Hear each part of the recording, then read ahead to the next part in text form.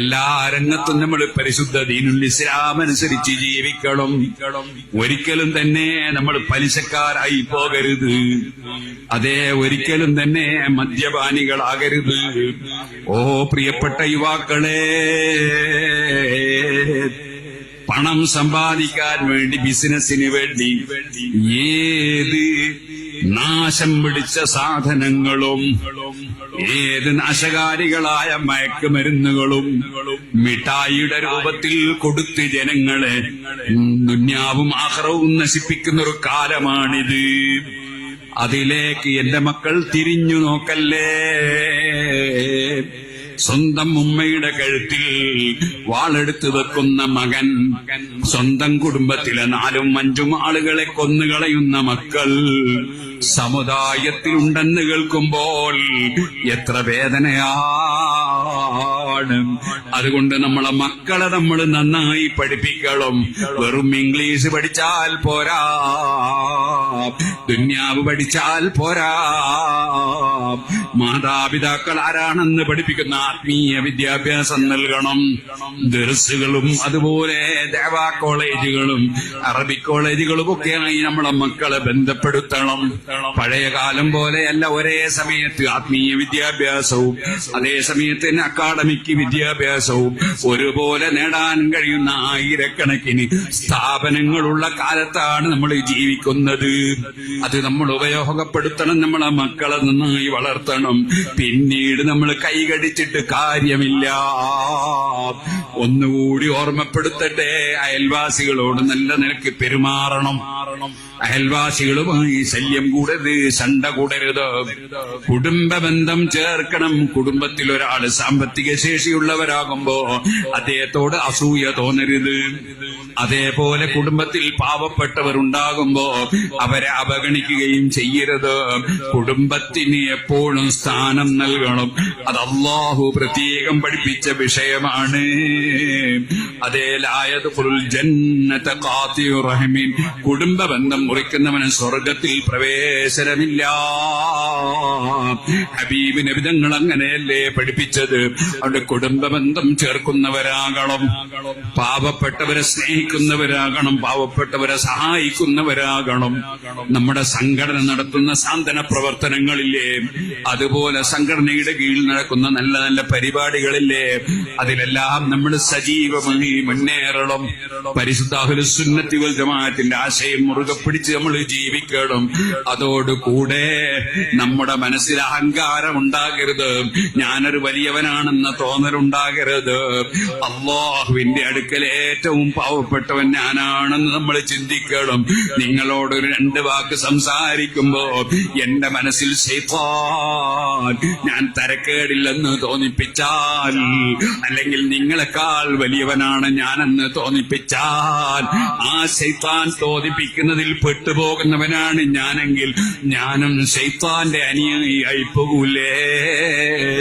നമ്മളെ മനസ്സിൽ ഒരിക്കലും അഹങ്കാരം വന്നു പോകരുത്, ഒരിക്കലും അസൂയ വന്നു പോകരുത്, ആരോടും വൈരാഗ്യം വെക്കരുത്. മറിച്ച് നമ്മളോട് തെറ്റ് ചെയ്തവർക്ക് നമ്മൾ മാപ്പ് കൊടുക്കുന്ന മനസ്സുണ്ടാകണം. നബിതങ്ങള് പറഞ്ഞില്ലേ, 3 കാര്യങ്ങളുണ്ടോ, ഹസബഹുല്ലാഹു ഹിസാബൻ യസീറാ, എളുപ്പത്തിൽ സ്വർഗത്തിലേക്ക് കടക്കാൻ കഴിയും. അവനോട് കണിശമായ ചോദ്യങ്ങളൊന്നുമില്ല. അവൻ ഗ്രീൻ ചാനലിലൂടെ പോവുകയാണ്. അതാരാണത്? ഹറമക്, ഇങ്ങോട്ട് തരാത്തവന് അങ്ങോട്ട് കൊടുക്കുന്നവനാണത്.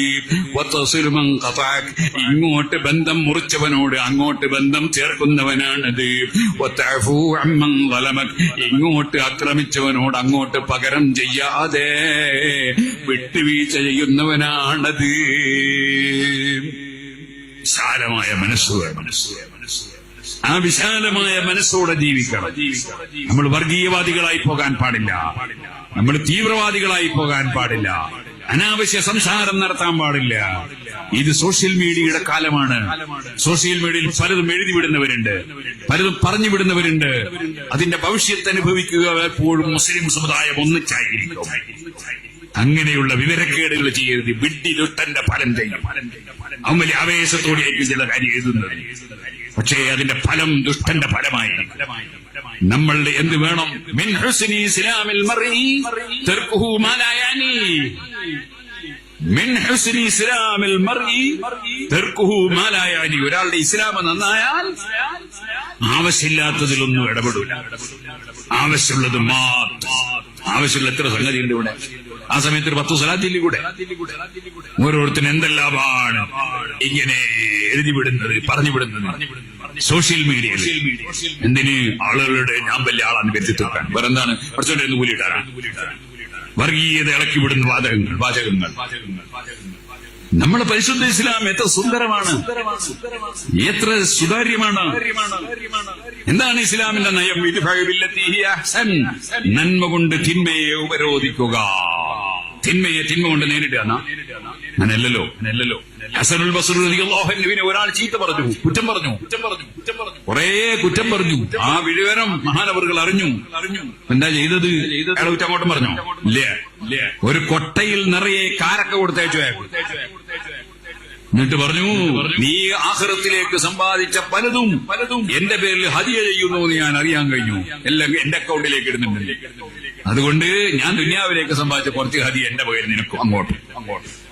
അതാണ് ഔലിയാക്കള്, ആരിഫീങ്ങള്, സാലിഹീങ്ങള്. ഇന്നുണ്ടല്ലോ ശൈഖന്മാരാണ് തരീഖത്താണെന്നും പറഞ്ഞിട്ട് ആലിമീങ്ങളെ ചീത്ത പറഞ്ഞു നടക്കുന്നവർ. ആലിമീങ്ങൾക്ക് അവരെ ഉത്തരവാദിത്വം നിർവഹിക്കാതിരിക്കാൻ പറ്റുമോ? മദ്യപിക്കരുത് ആലിമീങ്ങൾ അതാ പ്രസംഗിക്കുമ്പോ മദ്യപാനി ആലിമിനെ ചീത്ത പറയുന്നതിന് പകരം അദ്ദേഹം പറഞ്ഞത് ശരിയാണ്, തെറ്റ് ഞാനാണ് ചെയ്തതെന്ന് മനസ്സിലാക്കി തൗബക്കൊരുങ്ങുകയല്ലേ വേണ്ടത്. അലി ഇബ്നു അബീ ത്വാലിബ് റളിയല്ലാഹു അൻഹു ഒരു മനുഷ്യന്റെ കൈ മുറിച്ചു. എന്തിനാണ് കൈ മുറിച്ചത്? അദ്ദേഹം കളവ് നടത്തിയത് കൊണ്ടാണ്. കളവ് നടത്തിയവന്റെ കൈ മുറിച്ചു. അദ്ദേഹം മുറിഞ്ഞ കൈയുമായി ഇങ്ങനെ പോകുമ്പോ സൽമാനുൽ ഫാരിസി റളിയല്ലാഹു അൻഹു കണ്ടു, ഇബ്നുൽ ഖറാ കണ്ടു. ചോദിച്ചു, നിങ്ങളെ കൈയാരാണ് മുറിച്ചത്? അദ്ദേഹം പറഞ്ഞു, സൗദുൽ ബത്തൂൽ ഖത്നുർ റസൂൽ. അത് അല്ലാഹുവിന്റെ റസൂലിന്റെ ജാമാതാവാണ്, ഫാത്തിമ ബീവിയുടെ ഭർത്താവാണ്, മഹാനായ അലി ഇബ്നു അബീ ത്വാലിബ് അമീറുൽ മുഅ്മിനീനാണ്. നിങ്ങളെ കൈമുറിച്ചിട്ടും നിങ്ങൾ അദ്ദേഹത്തിന്റെ ഗുണം പറയാണോ, മഹത്വം പറയാണോ? അദ്ദേഹം പറഞ്ഞു, തെറ്റ് ചെയ്തത് ഞാനാണ്, അമീറുൽ മുഅ്മിനീൻ അലി ഇബ്നു അബീ ത്വാലിബ് അല്ല. അലി ഇബ്നു അബീ ത്വാലിബ് കടപ്പാട് നിർവഹിച്ചതാണ്, തെറ്റ് ചെയ്തത് ഞാനാണ്. അതിനാൽ ഞാൻ അദ്ദേഹത്തെ പുകഴ്ത്തുകയാണ്. കടപ്പാട് വീട്ടിയ ഭരണാധികാരിയാണ്.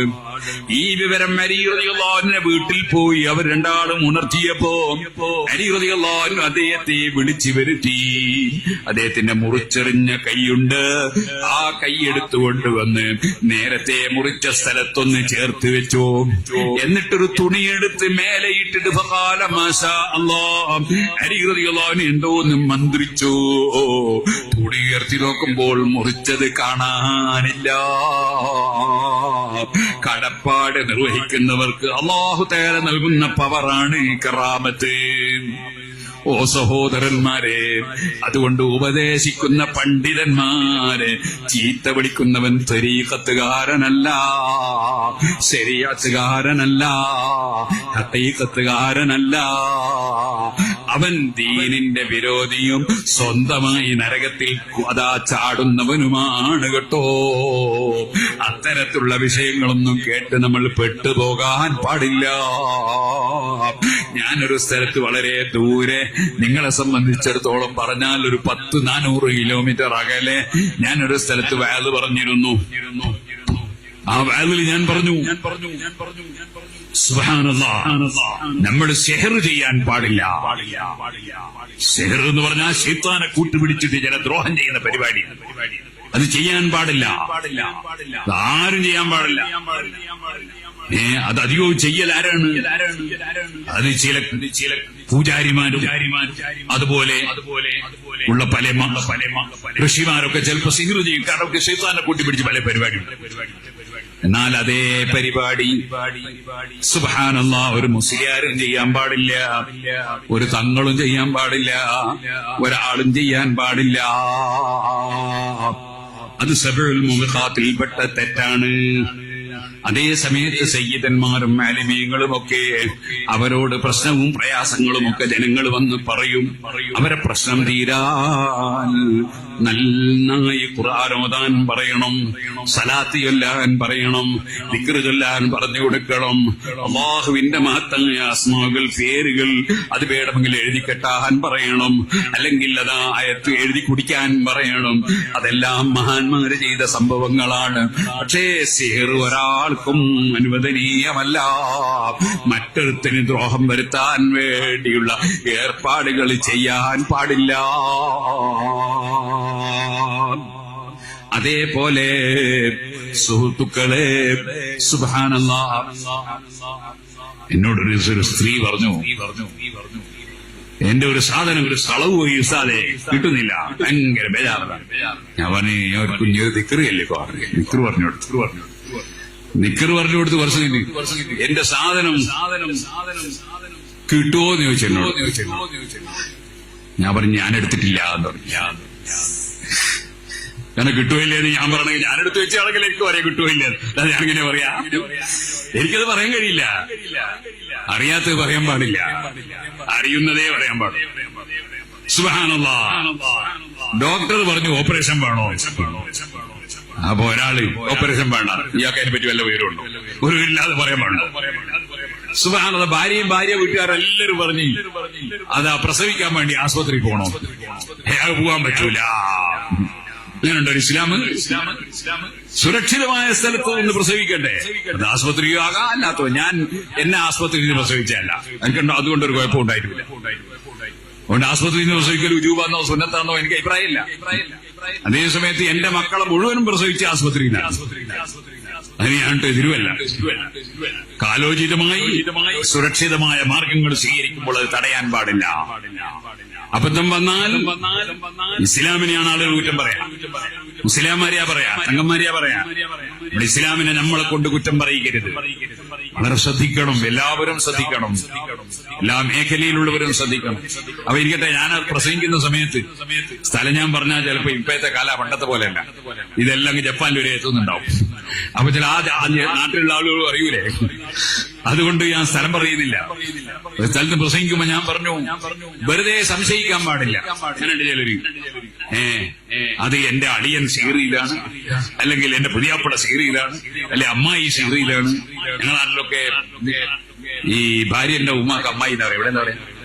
അമ്മായി തന്നെ പറയും. അമ്മ ആയതാണല്ലോ അല്ലെ. പിന്നെ അപ്പോ ഏതായിരുന്നാലും അമ്മായി സീറിയതാണ്, അമ്മോശൻ സീറിയതാണ്, അല്ലെ ജേട്ടൻ സീറിയതാണ്, അല്ലെ എന്റെ പാർട്ട്ണർ സീറിയതാണ് എന്നൊക്കെ വെറുതെ സംശയിക്കുന്ന കുറെ മനുഷ്യന്മാരുണ്ട്.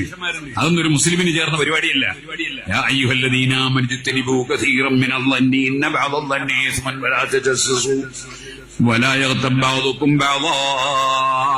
തെറ്റിദ്ധരിക്കാൻ പാടില്ല, ചുഴന്നന്വേഷിക്കാൻ പാടില്ല.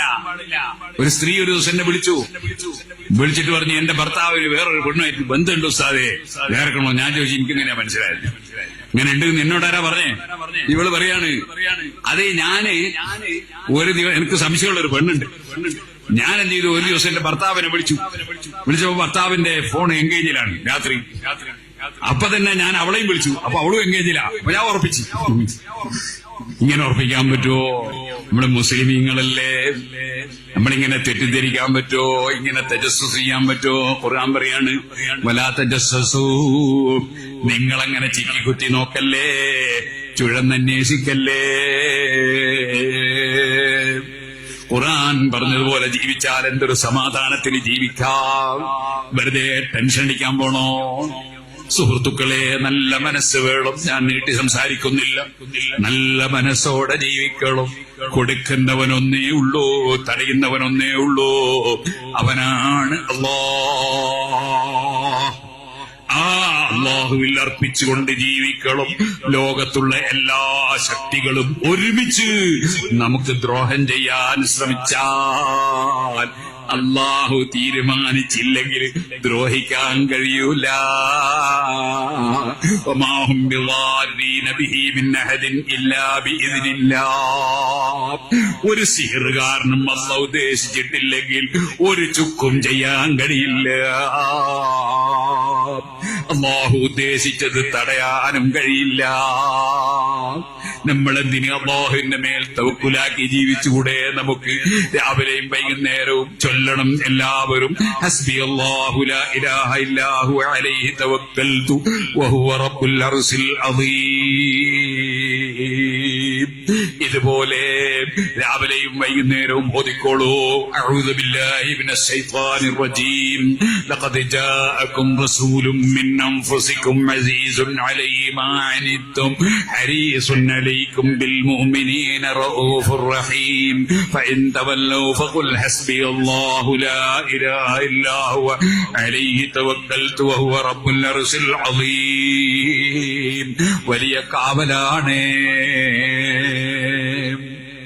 നമുക്കെല്ലാം. ഖുർആനിലില്ലേ, ഹദീസിലില്ലേ, ദിക്റുകളില്ലേ, സലാത്തില്ലേ, സർവ വിഷയത്തിനും അതാ സംരക്ഷണമല്ലേ സലാത്ത്. അതുകൊണ്ട് സലാത്ത് ധാരാളം ചൊല്ലുക, ദിക്റ് വർദ്ധിപ്പിക്കുക.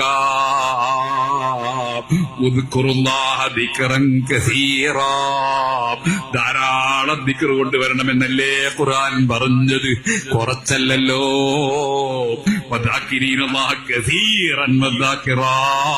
ധാരാളം ദിക്റ് ചൊല്ലുന്ന പുരുഷന്മാരും സ്ത്രീകളും സ്വർഗത്തിലെന്നല്ലേ ഖുർആൻ പഠിപ്പിക്കുന്നത്. ദിക്റ് വർദ്ധിപ്പിക്കുക, സലാത്ത് വർദ്ധിപ്പിക്കുക, ഖുർആനോത്ത് വർദ്ധിപ്പിക്കുക, കൃത്യമായി നിസ്കരിക്കുക, സുബ്ഹിന്റെ ജമാഅത്തിന് പങ്കെടുക്കൂ, വൈകുന്നേരം വരെ റബ്ബിന്റെ അടുക്കൽ വെച്ച് ഫീ ദിമ്മത്തില്ലാ, റബ്ബിന്റെ പ്രൊട്ടക്ഷനിലാണ്. നമ്മൾ മുത്തഖീങ്ങളായി ജീവിക്കണം. ഇന്നല്ലാഹ മഅല്ലദീന തഖവ്വ വല്ലദീന ഹും മുഹ്സിനൂൻ.